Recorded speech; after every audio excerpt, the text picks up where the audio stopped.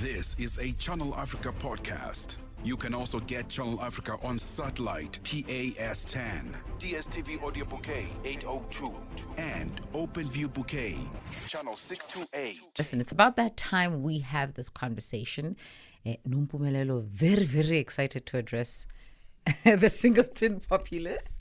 So I'm looking forward to hearing your thoughts and views. Look, in today's society, being single is really no longer a rarity, right? Because we've embraced it, man. And so many people are single and are choosing to be single.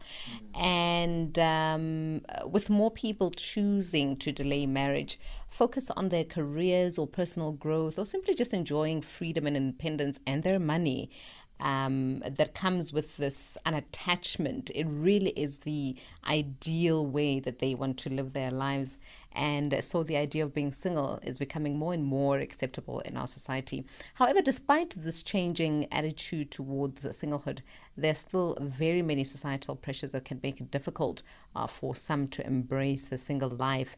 And data collected by the Society for Personality and Social Psychology indicates that 14% of single adults from the study's sampling size of over 4,000 single adults between the ages of 18 and 65 were extremely, listen to that, extremely happy. And another 40% of singles were moderately happy. 36 were somewhat happy, and 10% were extremely unhappy. We are joined now on the line by life coach and neuroagility coach Rushka Lee to speak about this phenomenon. Rushka, very good afternoon to you. Thank you for joining us. Thank you so much for having me, sir. I popped a giggle at the massive stats that you read there of how many people were so happy. I was like, wow. Well, that is interesting. I think your reaction is interesting, Rushka, because, you deal with people. Why are you surprised at the larger number of singletons who are happy? Because in society, as the years went on, like in yesteryear, you needed to partner up. Okay, that was the ideal. You find someone, you get married, you have a couple of kids, and you grow basically together.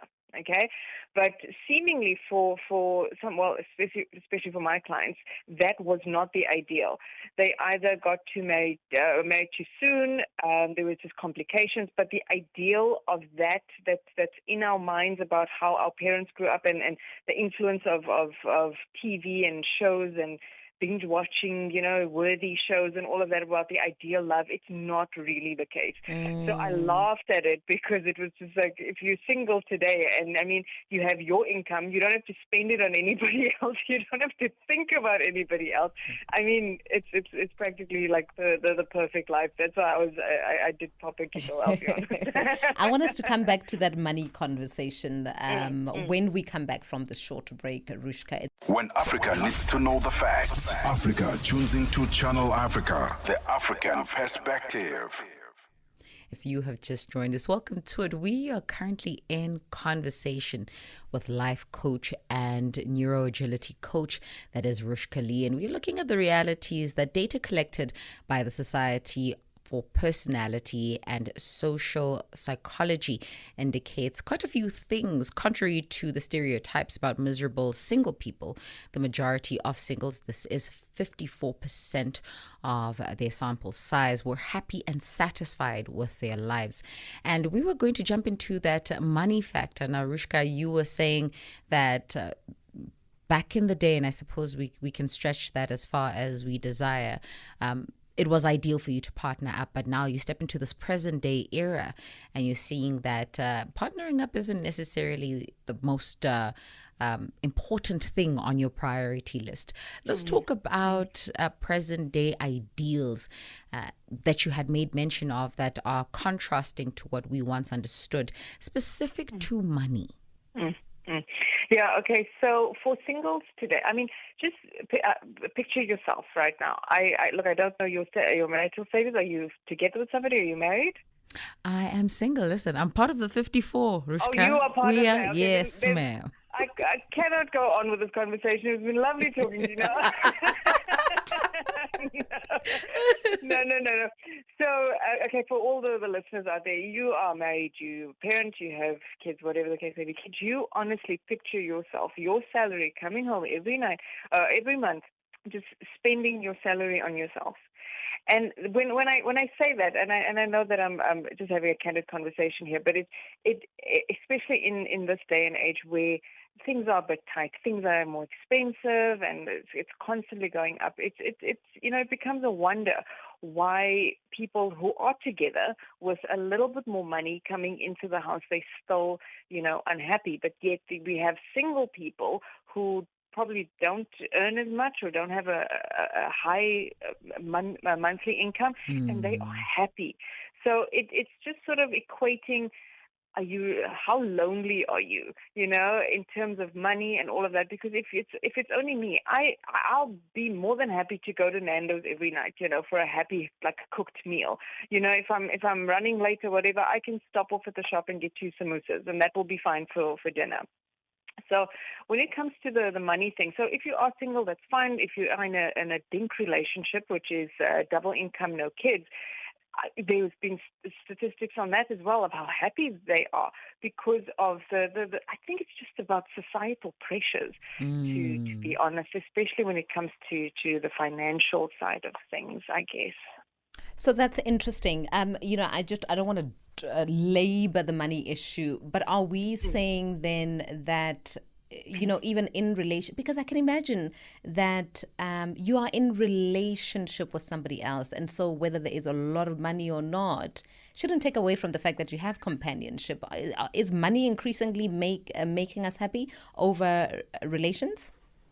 Well, I think it's a perspective thing, and unfortunately now there's so much power that's been given to money. If you don't have enough money, then we don't want anything to do with you. And it comes to a point where they actually put power in money, and it's just sort of like the more money you have, the more power you have. But is that necessarily right? So I just think it's a perspective thing in terms of finances. Yes, we all want more money. I mean, who wouldn't want more money? But would that, sort of be a problem? Because I can tell you now, one of the biggest reasons for divorce is financial. We don't have enough money, hence we're fighting, we're arguing, whatever, and then it's an unhappy marriage, and then we get divorced. So it's really, really a perspective thing of how you want to look at it, not just how you look at it, but how you want to look at it at the end of the day. Rushka, let's talk about, and I suppose this for me was a part of the fundamental understanding. In society, we all want to pair up. We want to belong. It isn't necessarily restricted to romantic connections, but we all want to be connected to something that's bigger than ourselves. Let's talk about, and I suppose just delving into the neuropsychology of one's brain, with respect to those who are partnered, or rather those who are single and are completely happy with that versus those who are single and are miserable. What is the difference neurologically? So it's all about if you want to. It's all about your perception. First of all, if you are single and you're unhappy, why is that? Because do you put your level of happiness in somebody else's hands? So it's all about your perception of yourself, how you feel about yourself, your intrapersonal relationship with yourself. Would it mean that you'd be happier in a relationship? Yeah, let's say the partner you find is absolutely amazing and it treats you well, does all the things for you, but you're still unhappy.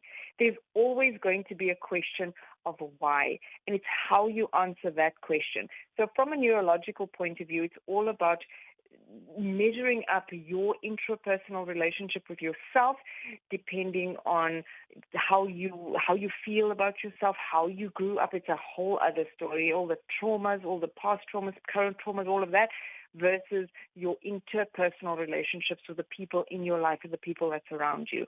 Because you could be a big executive, in a massive corporation, and you're at home and you are completely miserable. You have everything. You have the status, you have the money, you have the house, you have the cars, you have the holidays, but you are miserable. Like it's definitely something that you need to ask yourself and come to the when you reach into yourself, come to the bottom of why it is you feel so miserable. And then you have somebody who's single and has a normal job that pays 5,000 rand a month or 7,000 rand a month or whatever the case may be, and you are so happy. You couldn't be more happy. And then you look at that and you're like, why? Because we equate a lot of our happiness with the amount of money we bring home every month, with the kinds of relationships that we have around us. It's all about a status thing in this day and age. And today you're afraid of being labeled single. You're afraid of your parents asking, when are you going to get married? When are you going to have kids? It's all about societal pressures. And that's the truth. That's the truth. I'm sure you've had that conversation with a few people in your life as well. It's all about the pressures and how strong in yourself you are and your mental ability to actually say, I am okay with where I am. I am okay with who I am. Rushka, just before you came, I was speaking about the need for relation. You just said, let's just ask this. Is it a need for people to be in relationships? Because surely wanting to be held, wanting to be comforted after a long day at work is not something that we should be ignoring. Very quickly, because we have to go into business news. Okay, no problem. So very quickly, it's once again, it's all up to you. The need for human interaction is a need that every human being has to have. You have to have that that relationship, that kind of physical touch. It's all about you. It's what your love language is, and it's all about that. So if you don't need that right now, you want to focus on your career, you want to focus on building wealth, whatever the case may be, it's not necessarily a need that you must have. Rushka Lee there is a life coach and neuro agility practitioner. Rushka, can we keep you for a little while longer? Absolutely, I'm here. All right.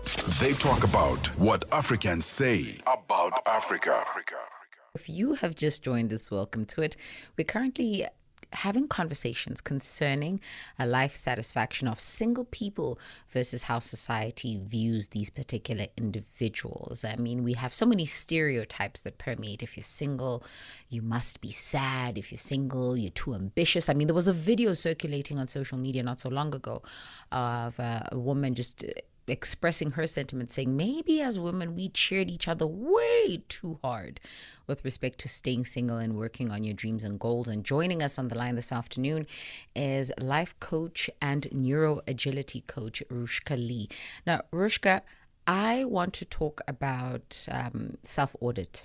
Right? Self-auditing, how we sort of cement this foundation to say, right now, I am genuinely in a state of peace, happiness in my current position. And I say this because sometimes there's just too many voices in society and we get carried away by those voices. So it's not that you're really sad. It's that everybody's been punting at how single people should be sad. And now you start to develop this level of sadness that you don't even perceive. So how do we go about, I suppose, or draft out this self-audit that speaks to my current marital position or status and how I choose to view this in full view of my experiences and not necessarily the world's depictions? Mm-hmm. Yeah, so you bring up an interesting point about the outside noise. Okay, because as a single woman, which I am not, just by the way. No, I'm very single. I'm a single mom and very proud of it. So what I'm saying is that all the outside noise, okay, it's about what does mom want? What does dad want? What does, your maybe your exes want? What does society want? What does your boss want? Like the people at work, they're putting you all under so much pressure. And then you need to take a step back. And the problem is when you are listening to the outside voices, it's shouting over the inside voice. So the inside voice is the only voice that counts because it's the only voice that matters. Okay, it's what you think of yourself, not what mom, dad, auntie, uncle, whoever, cousin, brother, whatever thinks. It is not about what they want and what they expect. It's about what we want and what we expect and who we are. So the problem is that we're facing is now that a lot of people don't know who they actually are. If you go up to somebody, and if I can pose that question to you now, do you know who you are? Who are you exactly? And then, the first thing you'd say, oh no, I'm a mother. I work here. I do this. But that's not who you are as a person. So it goes so much deeper into that self-actualization of who you are, because it's all influences, outside influences, how we grew up. Because a lot of people today as adults, we subconsciously saying the words, but it's our mother's words, or it's our father's words, or it's our teacher's words, or whatever the case may be. It's not our words. So it's all about being that self-awareness and that having that self-love for yourself and self-acceptance. Very, very important. So, a question that I have asked Shayla again is that, are people genuinely happy to be alone, or do you come to a place of acceptance of, you said you are a single mom and you are happy. Have you come, for instance, to that place because you realized, the barriers basically for you dating as a single mother? So many single moms that I know say, it's all the more difficult to date when you are a single mom because of who to trust, around your children. Are people willing to date people with children? Do you just come to a self-acceptance because of your circumstances, the dating pool is so bad, or because you genuinely have just come to a place of, no, I actually want to do this, in the absence of somebody else? Yeah, so it all boils down to what story you tell yourself. If you tell yourself, oh, the dating pool is so crap, all the good ones are taken, and all of those things, it's genuinely the story that you're telling yourself, because your words matter, and whatever you say and put out there into the universe is actually what you get. So if you keep saying that, oh, I'm single, I'm boring, I'm pathetic, I'm useless, nobody's gonna want me, and that's the energy that you're putting out into the world. But for me personally, right now, as being a single mom, I am fine with it. My duties now is to grow up wholesome, loving human beings that will not, conform to societal norms. But however, they growing up to be themselves and loving themselves, and that is my responsibility now. I'm growing up my kids, I'm building an empire, and I'm doing it for my future self. That is my choice. But there are people out there who maybe they've passed this phase, or maybe they need the help, they need the support, like you say, the physical touch. They need that reassurance, and they are the ones that are possibly that small number that you said they're single and they're miserable.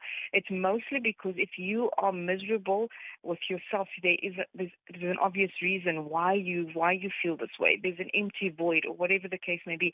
But it's everything, especially in this topic that we're speaking about today, is about looking at yourself, like you said, the self-audit, looking inward properly to see, where is my discomfort?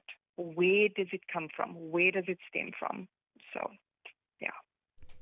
Rushka, I think that brings us to the end of this particular conversation. But the hope is that everyone will understand whereabout they stand by virtue of them truly accepting or truly embracing whatever state they find themselves in, right? Exactly. So you look at yourself, am I happy? You ask yourself, first of all, who am I? Are you happy? And if yes or no, it can go either which way. But it's all about seeing yourself for who you are and loving yourself regardless. Thank you so much for joining us this afternoon, Rushka. Absolutely appreciating your presence on the show. Of course. Thank you so much for having me. That is the voice of Rushka Lee, life coach and neuroagility coach, joining us this afternoon. That podcast was courtesy of Channel Africa, the African perspective.